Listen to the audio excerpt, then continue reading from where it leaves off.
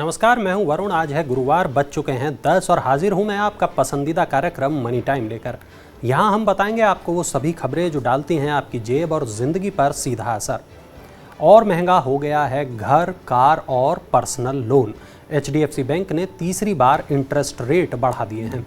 देश के सबसे बड़े private sector bank HDFC bank ने गुरुवार को सभी अवधि के लिए अपने MCLR में 0.20% की बढ़ोतरी कर दी है।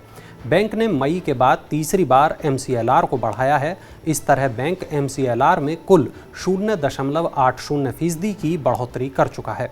HDFC बैंक की एक साल की MCLR बढ़कर अब 8.05% हो गई है, जो इससे पहले 7.85% थी।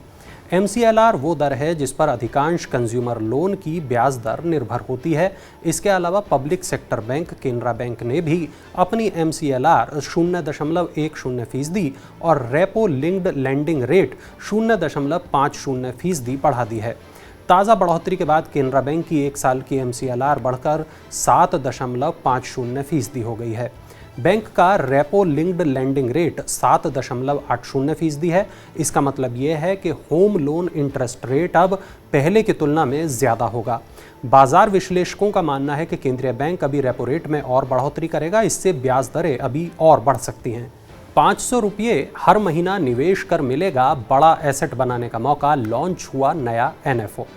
म्यूचुअल फंड इंडस्ट्री में उतरे नए खिलाड़ी white oak capital mutual fund ने गुरुवार को अपना पहला नया फंड ऑफर यानी NFO लॉन्च किया है।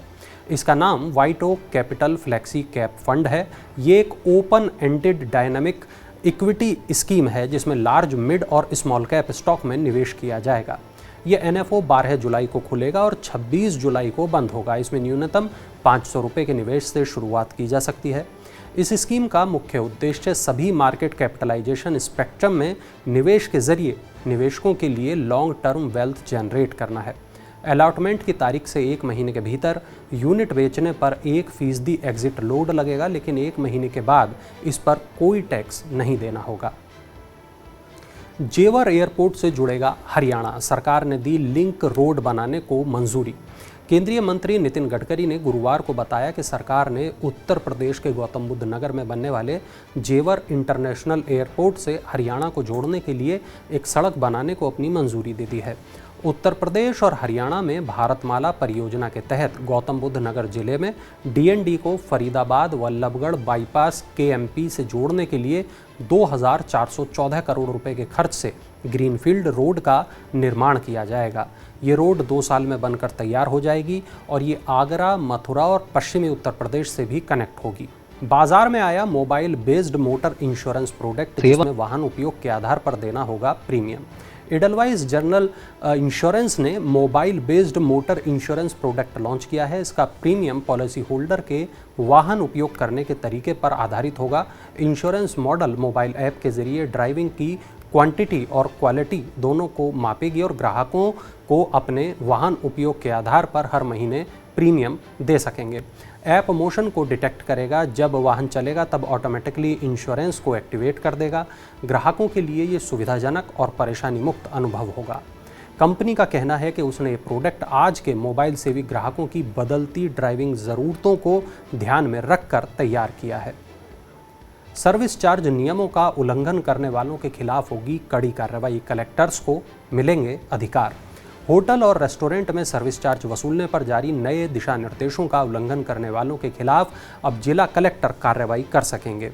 CCPA ने राज्यों के मुख्य सचिवों को पत्र लिखकर उपभोक्ता अधिकारों के संरक्षण के लिए जिला कलेक्टर्स को इन दिशा निर्देशों का उल्लंघन करने वालों के खिलाफ कार्रवाई का निर्देश देने के लिए कहा है। CCPA ने इस बारे में सभी जिला कलेक्टर्स को अलग से पत्र लिखेगा और उपभोक्ता संरक्षण कानून के तहत उनकी भूमिका के बारे में बताएगा। उपभोक्ता आयोग भी नए दिशा निर्देशों का उल्लंघन करने वालों के खिलाफ कार्रवाई कर सकता है। CCPA ने 4 जुलाई को नए दिशा निर्देश जारी कर होटल और रेस्टोरेंट पर खाने के बिल में सर्विस चार्ज जोड़ने पर रोक लगा दी है। सर्विस चार्ज पूरी तरह से स्वैच्छिक रहेगा और ग्राहक की मर्जी पर निर्भर करेगा। ग्राहक इस तरह के किसी भी उल्लंघन की शिकायत भी कर सकते हैं। महंगाई की मार से दैनिक उपयोग का सामान बनाने वाली कंपनियां प्रभावित हो रही हैं। जून तिमाही में बिक्री घट गई है। रोज़मर्रा के उपभोग का सामान बनाने वाली यानी एफएमसीजी कंपनियों की मांग जून तिमाही में कमज़ोर रही है। डाबर, मैरिको और गोदरेज कंज्यूमर प्रोडक्ट लिमिटेड का कहना है कि आसमान छूती महंगाई के बीच उपभोक्ताओं ने अपनी खपत को कम कर दिया है। इसकी वजह यह है कि ग्राहकों के पास उपभोक्ता सामान के लिए खर्च करने वाली राशि कम हुई है। इन कंपनियों के मार्जिन पर लगातार महंगाई का असर देखने को मिल रहा है। इसके अलावा कच्चे माल की लागत बढ़ने से भी कंपनियां प्रभावित हुई हैं। गोदरेज, कंज्यूमर और मैरिको का मानना है कि जून तिमाही में उनकी बिक्री पिछले साल की समान अवधि की तुलना में करीब 5% कम रहेगी। टीवीएस मोटर्स ने किया प्रीमियम बाइक सेगमेंट में प्रवेश, लॉन्च की है अपनी नई बाइक जिसका नाम है रोनिन। टीवीएस मोटर कंपनी ने अपनी प्रीमियम सेगमेंट में कदम रख दिए हैं। कंपनी ने इस सेगमेंट में अपनी 225 सीसी की बाइक रोनिन को पेश किया है। ये बाइक 3 ट्रिम में उपलब्ध होगी। इसकी एक्स शोरूम कीमत 1.5 लाख रुपए से लेकर करीब 1,70,000 रुपए तक होगी। कंपनी की योजना चालू वित्त वर्ष में रोनिन की 1 लाख यूनिट बेचने की है। इसमें dual channel ABS, voice assistance और बेहतर कनेक्टिविटी दी गई है।